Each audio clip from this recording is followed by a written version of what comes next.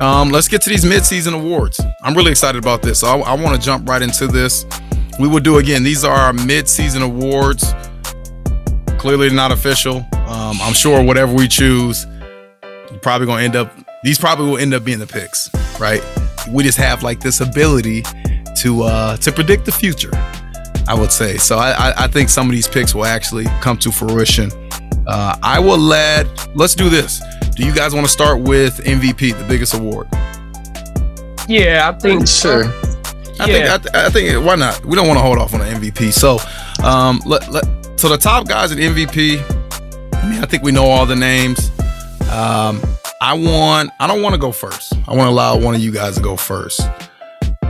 I'll start it. That's fine. Okay, EG. All right. So, first of all, I think this is a tough award this year. It's probably one of the toughest in the last couple of years. Because it kind of depends on what you or how high you rank different things like team success, stats, plus minus, how much you mean to your team. If you were off your team, how would that affect them? So depending on where you place value, I feel like that is going to determine your mid-season pick and your final season pick. But after evaluating everything, I got to go with the Joker. I got to go with Jokic. He had I think it's gone down a little bit, but when I was looking these stats up, he had a 32.66 PER, which would, if he finished with that, would be first all time in player efficiency rating. He leads his team in all categories. 26 points per game leads his team. 14 rebounds a game leads his team. 8 assists a game leads his team. 1.3 steals a game and 1 block a game leads his team. And he's doing this with no Jamal Murray all year. He's only had Michael Porter Jr. for 9 games this season, which I think they're trying to get him back. I thought I saw something he might be getting back before the playoffs. But they're sitting at 6th in the West right now. And, that's pretty good. The West is a pretty good, you got Phoenix, Golden State, Memphis is 3rd, Utah is 4th, Dallas is 5th, and then the Nuggets are 6th right now. And they're 3 games back out of 4th. So that's not too bad for missing, 2, or Jamal Murray's an all-star caliber player. Michael Porter Jr. was on his way to being, a great 3rd option. So I feel like he's doing everything he can to keep them afloat. And in the West, it's tough. I mean, we see it with, the Clippers and the Lakers. It's not easy to win in the West. So it's a gauntlet. So that's my pick right now. I don't think you can go wrong with probably 3 or 4 different guys. But let's see where Zay goes with his. Let's see. The Joker. Yeah. That'd be back to back too, right? It would be back to back. Correct. My unbiased opinion. At this point in the NBA season, Demar Derozan is the mid-season MVP. Chicago basketball. The reason why I say, he's led the Bulls to now 32, 9 and 22, averaging 28 points a game. 5 rebounds, 5 assists. His player efficiency rating is 24.87, which places him at 8th in the league. And he was not expected to do any of this. There was a point where he had 35 plus 35 point, yeah. Yep. Yeah. So 35 point games in a row. He is playing, and this was happening against Phoenix. He had 38. And then, the other teams is so everybody was getting buckets. It didn't matter what city you were from. You were getting buckets. Yes. And he was on a revengeance tour, and he is my MVP. All hail Chicago basketball. All hail Chicago basketball team. And the DeMar DeRozan. Those 2 picks, you guys can't go wrong with them at all. And they're definitely the consensus. They're in the consensus top 3, top 4, top 5 names that you hear. I'm going to go someone different. I'm going to go with the big man for the 76ers who went crazy today. And I chose this even before he had a game that he had today, which I actually think he shot 27 free throws, which is crazy against the Knicks today. But again, that just shows you his true dominance. You either got to hack him or he going to get a bucket. Straight up. So I'm going with Joel Embiid. Right now, the Sixers, they're third in the East standings, 35 wins, 23 losses. He has the highest usage rate in the NBA. So he is the most used player in the NBA, and we talking about somebody that is a 7'3" giant. You normally don't get that. Normally you get that from a point guard. But clearly 76ers, Doc Rivers, they believe in him. I think that usage rate may go down a little bit, and I actually think James Harden joining the team, may hurt his candidacy a small amount. I was just going to ask you that. Yeah, man. But just to this, it does, man. Because, James Harden, what did he have today? He had a triple-double and he had 16 assists. So most people, most voters, they're going to look at that the last 25, 30 games. They're going to look, hey, well, he did have James Harden. Perception plays a lot into this. What if they finish first in the East, though? If they finish first in the East and Joel continues this, to me, that's his only way of winning the MVP. If everything stays the same, they must finish first in the East because they need to be able to leapfrog Chicago and Miami. Because here's my thing. This is my thing. And I thought about it at first. I thought it might hurt him a little bit. But I think he's still going to get his, and I think Harden's even going to probably increase that a little bit. I mean, bro, they look sexy together, like straight up. Yeah, and you can't double Embiid. They start getting Embiid and Harden off the pick and roll. That's going to be dangerous. Tobias. Tyrese Maxey still playing. Yep. Now Embiid can kick it out to Harden, get assist. So it might keep his stats the same or improve them a little bit. Plus team success. I don't play NBA 2K much, but if I was playing NBA 2K, that'd be the first team I select. Straight up, the Sixers with those two guys.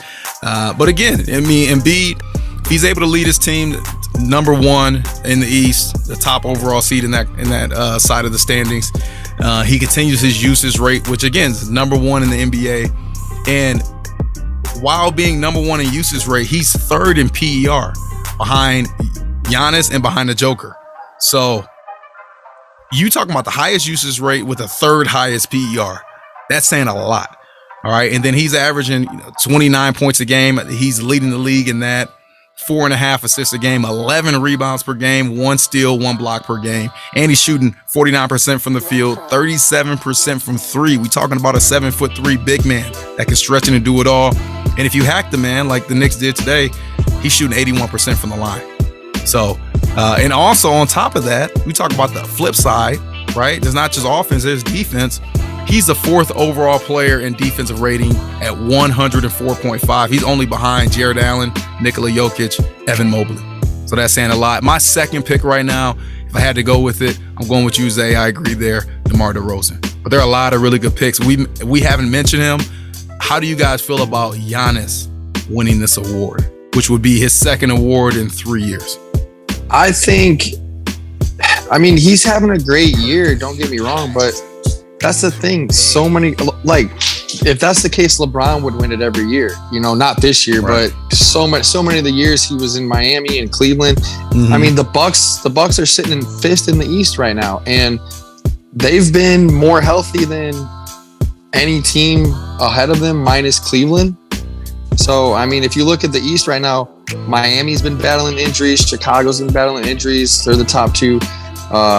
Sixers, not really injuries, but no Simmons, that whole drama situation. And then Cleveland above them. Milwaukee, they really haven't had many injuries. And they're sitting at fifth right now. They're defending champs, maybe a little hangover from the championship. But he's having a great year. But compared to some of those other guys, I just don't think you can give it to Giannis. And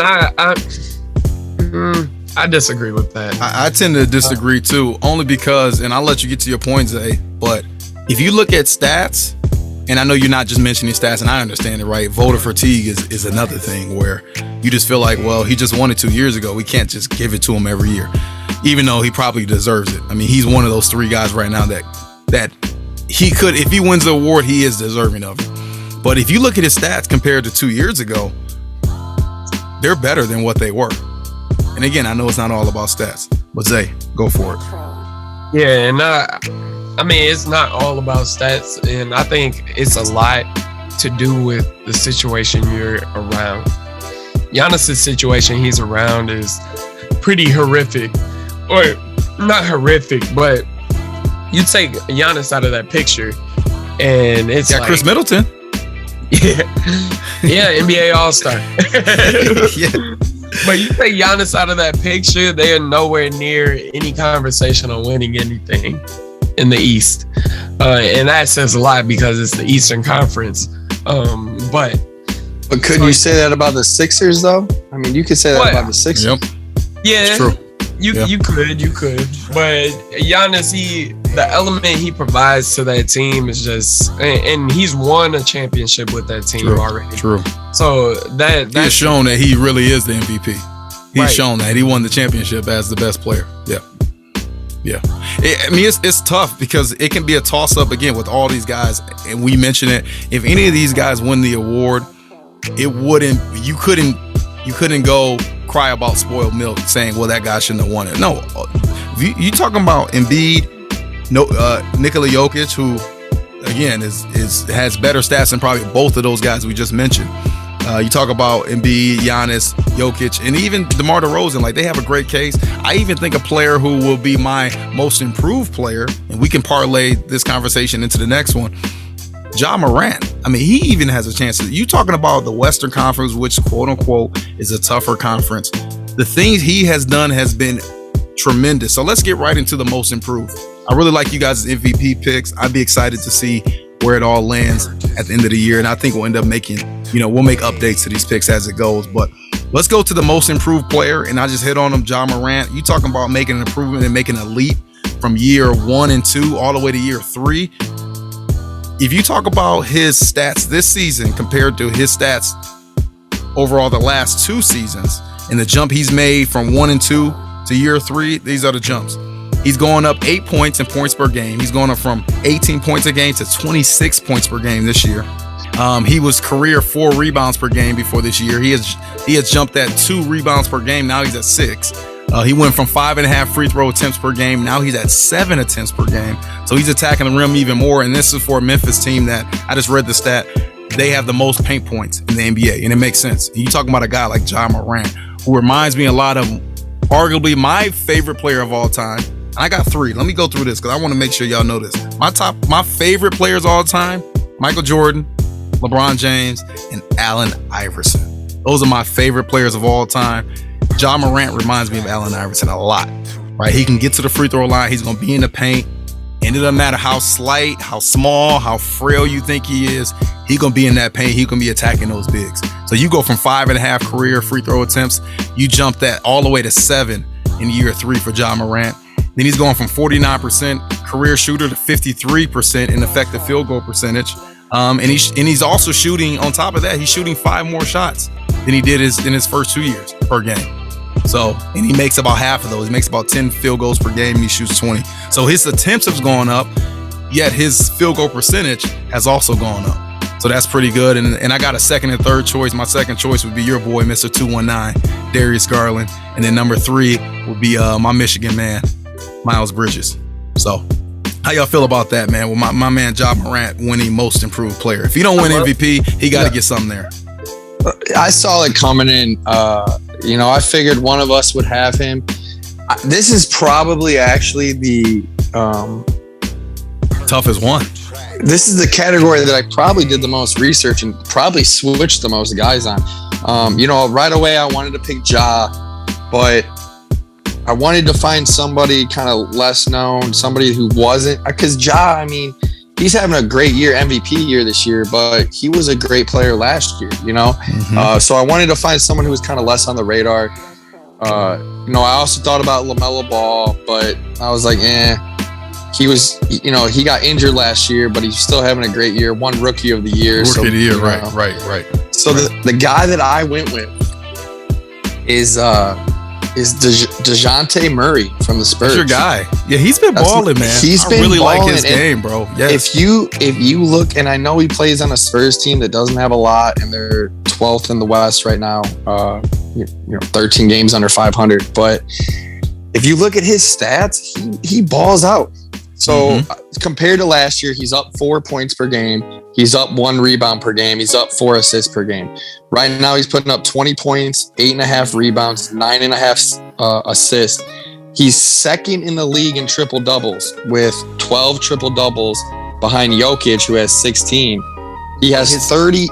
He has 30 double doubles. He leads the league in steals at 2 steals a game. So I mean, he's way under the radar, man. It'd be nice to see him traded to a team that could use him, because he's never going to be the go-to guy. He's probably never going to be the first option guy. But if you had him as a point guard, if the Lakers had him, I would love him. Yeah. If the Lakers had him, I'm with you on that. Yep. Wow. I mean, he's a stud. Yep. Made the All-Star team this year, so yeah, he made the All. And in that All-Star game, he was going crazy in that All-Star game. He was playing a bunch of minutes, and in his last game, BG, talking about DeJounte, he's had, what did he have against the Wizards a couple nights ago? He had 31 points, 13 rebounds, 14 assists, another triple double, which now he leads the league. You said he leads triple double. No, he's second. He's second behind Jokic. Yeah. But look at that, man. You talking about 30? He can score the ball, he can rebound it, and he can assist it. You know what I mean? And he's long and he plays defense. Yeah, he's 17th in PER at 22 and a half a game. So I mean, he's a quiet star for sure. He's another. I mean, a lot of young guys in the league are up and coming. Zay, who you got? Yeah, so John Morant was definitely my first choice. And then, but if there was a second, and this is like another unbiased pick, I definitely would say Darius Garland, because he not only is performing better himself, but I think with him being the point guard, he's allowed his team to perform more confidently. Just 2 years into the NBA, and last year being a COVID year, so he's at 20 points per game, and he's averaging 8 assists per game. So it's nearly a double-double. You take out some of the games, or not take out any of the games, but just his performance this year, and he's doing this through, he hasn't played a full NBA season yet. So he's gonna continue developing. Once his turnover number gets down, then you can instantly put him in, well, obviously you got to add another piece of that team, but you could easily put him in the top 100 or top 50 active players in the league at that point. Yeah. And I'm not really saying that for, like, obviously he was an NBA All-Star, but from the perspective of just career-wise, like how John Morant, he jumped. Like, John Morant is literally the top, like, instantly I think of him as the top 20 player in the NBA. And Darius Garland, Darius Garland, he keeps developing at this point and stays healthy, he'll be able to get there as well. All right, cool. So you have Garland, I got John Morant, and then for you, BG, you have DeJounte. Yeah, you just went through that. All right, cool. All right, do you guys have any other picks for most improved that you were considering? I know you talked LaMelo Ball for UBG. One guy I was considering, I mentioned him. Desmond? Desmond Bain, no. Actually, he's going up. I know these stats. He is like third this year in a point per game jump from last year. I think he's going up like 8.5 points per game, which was next to his teammate John Morant and then one other player. So the Grizzlies have 2 players that have made the biggest jumps in points per game from last year to this year, which is impressive. But I got to go with Miles Bridges, man. Got to go with Miles Bridges for the Hornets. I think he's been doing his thing, so I definitely wanted to just shout him out. He's been a double-double machine. He's really been that player for the Hornets that they've been able to count on, which is really nice to see. All right, let's do Defensive Player of the Year. Yeah, no one wants to talk about defense. No one cares about defense. Everybody want to see the dunks, the highlights, the yada yada. But we got to talk about the defenders. I don't really have many stats for the guy that I'm choosing. It's kind of, I had a list of guys that, are kind of, well-known names in this category. But the guy I'm going with, and it's shown, it's been evident in the way his team has played while they've been missing him. And you talk about what they've been missing. I'm watching this Dallas and the Golden State game right now. Golden State has just given up a 19-1 run, and I don't think that's ever happened when they had this man in, which is Draymond Green. He was my defensive player of the year. Tough part with him is that if he ends up missing too many games, that's going to hurt him for this award. But if I had to choose it right now, mid-season award for defensive player of the year, I am going with the one and only Draymond Green. Shout out another Michigan athlete.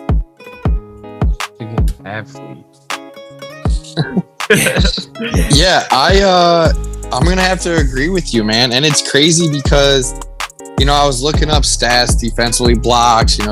There's not many defensive stats you can look up: blocks, steals, defensive rebounds, I guess. But just Draymond, just the way that he commands the floor on that side, man. You can see it. He's the key to their championship runs. I mean, he really is. You need a guy like that on your team, a guy that does not care about offensive stats, even though offensively he's kind of like the point guard out there. But he's a stud on the defensive end. He can guard anybody. He can get out in pick and roll situations. He can switch onto a guard. He bangs down low, even though he's not tall. Was he 6'6"? I think. Something like about that. 6'6", right. So he's not that tall. He's a gritty guy. He's one of the few guys in the league that likes to get gritty and, kind of in your face. That kind of defensive player. It's the Michigan way, man. Yeah, 100%. So I think he's one of the most versatile defensive players in the league. That's why I went with him.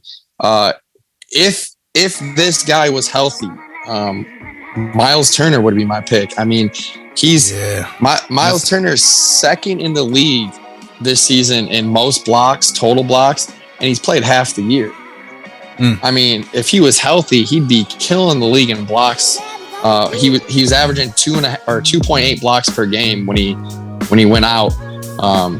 And he's another guy that can, defend. He can get out there. He's not as good as Draymond as guarding perimeter guys, but he can do, he can hold his own. But he's a rim protector. He's a guy that you actually think of as, that inside the paint rim protector. So if Miles Turner was healthy, I'd go with him.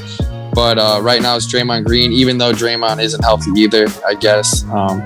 He's just such an important piece to that team that I kind of almost took an MVP approach to it. If you take him off that team, their total defense is way down. So so that's why I picked him. For me, I'm gonna go off the cuff, a name people really don't hear that often, but Mikal Bridges on the Suns. This guy, he consistently, and although he's a player that nobody really hears his name, a lot of the time he's guarding the Zach LaVines, and he's guarding LeBron, and he's guarding those guys, but people don't realize it because he obviously isn't the star player on that team. He's an unsung hero. Yes, for sure. Yes, he is. But his IQ and being able to, you could tell probably in the scouting room, he's probably leading the scouting sessions with the way he's able to read plays. I think he's put himself in the best situations, and he's a leader on the defensive end too. So I definitely go with him. I love that. And a couple of other players. I think we can't really look too far past Giannis as one of the best defenders in the NBA. With how long and athletic he is, that presents such a crazy matchup. Like, imagine having to come down the court and see 6'11" just waiting there and knowing he can move just as fast as you and all that good stuff. But his blocks have went down his blocks are about the same as his career, but still, like, he just presents a very unique factor. And then one more name that I think we should all think of is Jaron Jackson off of the Grizzlies. And he leads the NBA in blocks. And he averages 2 a game. And just in general, the Grizzlies, they are 15-1 when he has 3 blocks or more. So yeah, that's a crazy stat. You know, and that he's another person that I haven't really paid attention to that much. But like, just doing my research on the best defensive players in the NBA. I mean, you can't overlook the leading shot blocker in the NBA, because these guys are athletic. You know, I was watching Ja Morant get up shots over like DeMar DeRozan, whose head was at the top of the backboard the other day. Yeah, it is always funny when you see guys, when you actually truly sit back and you see guys actually score. It's like, how are they scoring in the NBA? Like, how are you able to do that, especially when you're a smaller guy? And then when you talk about on the defensive side, just some of these freak athletes, it goes back to that. You're like, how are people able to score on Giannis? How are they able to score on Draymond? Like, how are they able to score on Jared Allen? You know, Mikal Bridges. And you talk about Mikal Bridges, I remember him last year. I'm a big Lakers fan. He was locking down LeBron in the playoffs. Like, he started turning LeBron into a mere mortal. That's what it started to look like. So, you know, he's a long athlete. He's one of those guys that won in college. He's won in the NBA. He's just a winning player. You need guys like him. All right, let's try to speed this up through these next few awards, mid-season awards that we have for you here at the Coach T NBA show with BG and Zay. I got to go with Sixth Man of the Year award. And for my choice, and what's funny is that I almost geared a lot of these awards outside the MVP to Cleveland Cavaliers players, because Defensive Player of the Year, I consider Jared Allen. Most Improved Player, I consider Darius Garland. Rookie of the Year, I think that will go to an actual Cavs player, which we'll hit on next segment. But for my Sixth Man of the Year, I got to go with Kevin Love. Yeah, I could go with Tyler Hero, I'm sure. I guarantee BG has Tyler Hero. I almost guarantee he does. I think that's the consensus pick, but I wanted to show love to, no pun intended, Kevin Love, because he's played 50 of the team's 58 games. You guys remember, he was on a hiatus for the last about 3 years. You felt like he never played. And this year, he's played in a great majority of his team's games. He's only started 2 of those games. He has a 16.5 PER on 26% usage. He's averaging 14 points a game, 7 rebounds a game. You know he's gonna give you the rebounds, the points. 2 assists a game, shooting 42% from the field, 40% from 3, and he's 85% from the line. So he doesn't start the games, of course. That's why he's Sixth Man of the Year candidate. But he's playing in the games. He's playing a lot of minutes. And at the end of the day, I think he's one of the main reasons, one of the culprits why the Cavs have had such a great year, because they've been able to lean on a true veteran, a true NBA champion like Kevin Love, who, you know, you look up a year or two ago, most people thought he would be off that team, thought he would maybe be bought out, thought that maybe he would ask out, thought that he would maybe be traded. But no, man, he stuck to his guns. He stayed with the Cavs, and lo and behold, you look where he's at. So I wanted to show love to Kevin Love, who was my mid-season Sixth Man of the Year award winner. Yeah, you spoiled it, T. I'm going to go with Tyler Hero for Yes, sure. I mean, how can you not, dude? It's hard not to. It's hard. The Miami Heat are, and I'm gonna get into the Miami Heat a little bit more because I got another pick coming their way. But you know, they've been battling injuries. Tyler Hero, though, he's only started 10 games all year. He's averaging 20 points a game, 5 rebounds, 4 assists. So he's such a, I mean, he's one of the best shot makers in the league. Mm-hmm. He's kind of like a Devin Booker, just not as good as Devin Booker, but same type of player. Yep. Yeah, he's in that mold, same type of player. And, you know, if you watch this guy's, you know, if you watched him coming up from high school, and I know at Kentucky he didn't have the year he wanted to stats-wise because, I mean, Kentucky was loaded with talent, but he's a confident dude, and he'll let you know. He'll talk to the crowd a little bit. I like that swagger that he has. But yeah, he's my Sixth Man of the Year right now. Yeah, and for me, I'm gonna go with a player who, and I'm kind of making this pick off the first part of the year, I'm making it more so on the trade that happened and what it's going to do to his role and how important it'll be. So Tyrese Maxey on the Philadelphia 76ers. So he's averaging right now 17 points a game, 3 rebounds, and 4 assists off the bench. But now his role is going to be even more magnified, being that he has an NBA championship caliber team. So I think if he can continue to step up with the way he's playing, he's had 20 points in the last 2 games, and even before then he's been balling, last 10 games. If he continues to step up, that's going to be important for that team, and he would definitely be a 6th man of the year candidate if the 76ers finish out this year strong. I love it, man. We got some different players, some different guys, and to me, this 6th man of the year category is another category where it's really tough, man. Like I can see a lot of guys.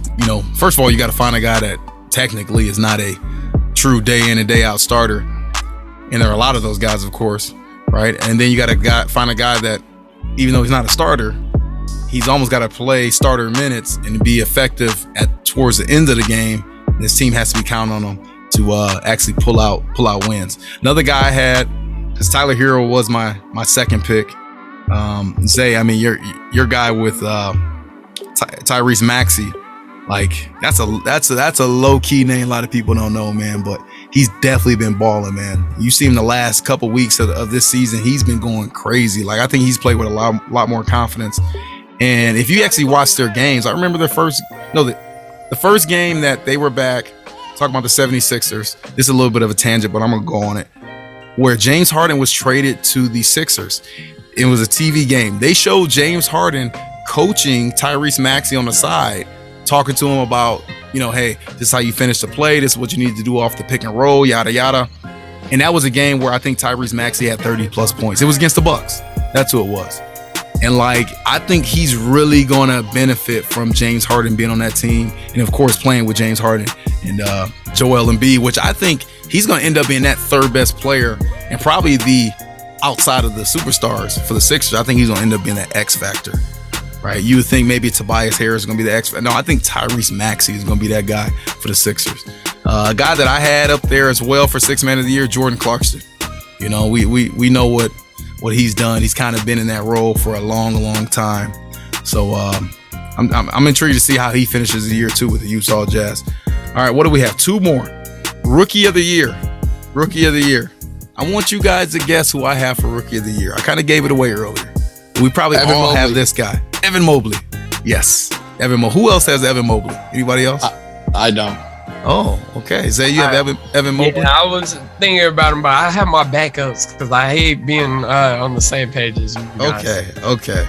All right. So, I like it. So, Tyrese Maxey was your 6th man of the year. So, let me see. Rookie of the year will be, for me, Evan Mobley. Yes. All right. I thought this was going to be a consensus pick. This is one that, honestly, is the easiest pick. But again, I like how you guys are thinking outside the box. So, Evan Mobley has started every game he has played this year for the Cavs. Number 2 pick, number 3 pick. It went Cade Cunningham with my Pistons. Number 2 was Jalen Green, and number 3 was Evan Mobley. I think it was. All right. 18.9 PER on 20.1 usage rate.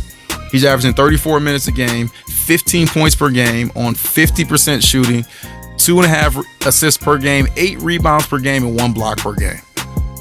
You talking about a rookie, his first year as a big man, and he can do it all. He can play defense. That's what I love about it. He can play defense. He can finish inside. He can stretch out a little bit. I think that part of his game will continue to improve. Honestly, he kind of reminds me a lot of Chris Bosh in a way, and we know the things he's done. And again, he started every single game thus far in his rookie year, and he's doing, again, 15 points a game, 50% shooting, 8 rebounds, a block a game, playing 34 minutes a game. So I got to give it to that young man who's wasn't a number 1 pick, but he's certainly playing like he should have been a number 1 pick. Yeah, I mean that was a great pick. Obviously can't go wrong there. He'll probably end up winning it for a lot of reasons, but I went with another guy that I love. I talk about him a lot on here, I feel like, or at least enough, is Josh Giddy. I went with Josh Giddy. He's averaging 12.5 points a game, 8 rebounds, 6.5 assists.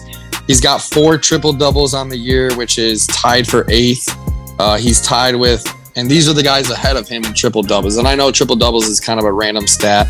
It doesn't always showcase skill level, but it's good to be in this category that I'm about to mention. So he's got 4 on the year. He's tied for 8th with Giannis and LeBron.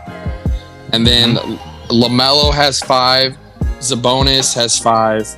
Luka has 9. James Harden has 9. Russell Westbrook has 9. DeJounte Murray has 12. And Jokic has 16. So, I mean, all of those guys that I, mentioned above him, LaMelo and DeJounte are the only guys who aren't probably Hall of Famers, at some point, or at least not yet. Yeah, right. I mean, that's good category to be with. Good company to keep. Great company to be with. His PER is only 13.74, but I feel like that does have a lot to do with him being he plays for OKC. He plays for OKC, and they're not winning as many games as Cleveland is. So he's another great point guard, shooting guard that I think could do really well on a championship caliber team. And I think he's gonna start. He has already started to play well at the right time too. Like, I think a lot of the Rookie of the Year award, it's either you start hot and that just propels you the entire time, even if someone's starting to creep in. To me, he's kind of taken the second half of this year and he's kind of put his name on a map, similar to my guy Franz Wagner, where he's kind of taken, again, second half of the year, he kind of put his name on a map from a guy that a lot of people necessarily did not know outside of diehard NBA fans. So I think Josh Giddey is putting himself on the map, and I like his game, man. I like him a lot. Zay, Rookie of the Year, season award. Who you got? I love both of you all's picks. I think Evan Mobley will definitely win it, hands down. But just to be the devil as advocate, I will go with Hey yo! From the Bulls. Hey, my guy, he stepped into a situation where he being called on this team with the way they're performing at a high level and still having to be an impact player is impressive. This guy was drafted in the second round and he was the 38th pick. He wasn't coming in with high expectations, but nevertheless, it was a game where against OKC, he actually played 42 minutes with injuries and stuff. He's been getting 30 minutes a game, and that's pretty impressive. So right now, he's averaging in his last 10 games 36 minutes. He's averaging 8 points a game, 2 rebounds, 3 assists. But I think where he stands out most is his leadership. As a rookie, he's not afraid to conversate with veterans. He's not afraid to admit when he did something bad. He keeps everybody's spirits high, and that's a team player that everybody would want to have on their team. And he showed that at Illinois too. So I definitely Evan Mobley, don't get me wrong, Evan Mobley is the best rookie in the NBA. But if something drastic happened, I think AO would be right there with him. Yeah, and again, I think between AO and Josh Giddey, if you're a fan of those franchises, you can be really happy that you got those players at a discounted rate coming into the rookie year. Because again, they weren't top 5 picks. They weren't even top 10 picks. They were, you're talking about AO, he's a second round pick. And he may end up being a cornerstone if Chicago Bulls get to where most fans hope they get to it over the next couple of years, which is a championship. BG. I think Giddy ended up going 6th. Okay. Yeah. That makes sense. Okay. Giddy went 6th. All right. Good. So it was Cade Cunningham, Jalen Green, Evan Mobley, Scotty Barnes. Scotty Barnes would be a nice pick too for the Raptors. Jalen Suggs, Josh Giddy, Kuminga, Franz Wagner, Davion Mitchell, and Zaire Williams were the top 10. Yeah. Okay. Nice Chris little top 10, man. Chris Duarte too was having a good year. He was 13. Yeah. It's a nice little rookie class, man. All right, let's wrap it up, man. We are coaches, so let's shout out the coaches. Mid-season coach of the year. I will begin here. I feel like I'm going with chalk again, but I got to go with the coach that last year his team went. Now again, a truncated schedule last year, so you don't have as many games during that COVID year, but 70 total games. His team won 30% of them. They went 20 wins and 50 losses, which was good for third to last in the East. They were absolutely terrible. That's why they were able to pick third this year in the NBA draft. He's flipped it around this season. He has doubled his win percentage from 30% wins last year to 60% wins last year, which is good for fourth in the East right now at 35 wins, 23 losses. I'm talking about JB Bickerstaff of the Cleveland Cavaliers. Shout out to you. No, that's a great pick. I figured that'd be the consensus pick. Him, or I'm sure we know where Zay is going with this pick. But I'm gonna go. Honestly, I debated this one too, but I ended up deciding on Eric Spoelstra for the Miami Heat. And the reason why is with all these heavy contenders in the East, you're talking about, Milwaukee, Brooklyn, they're supposed to be, heavy. It was supposed to be. The Heat are a quiet, kept secret. Yeah, the Knicks were, everyone expected the Knicks. They finished fourth last year. They expected the Knicks to be up there again. Celtics, they have those two guys, Tatum and Brown. The 76ers, the Bulls are creeping up, but Miami Heat are sitting at first in the East right now with a record of 40-21. They got the fourth best win percentage overall behind Phoenix, Golden State, Memphis.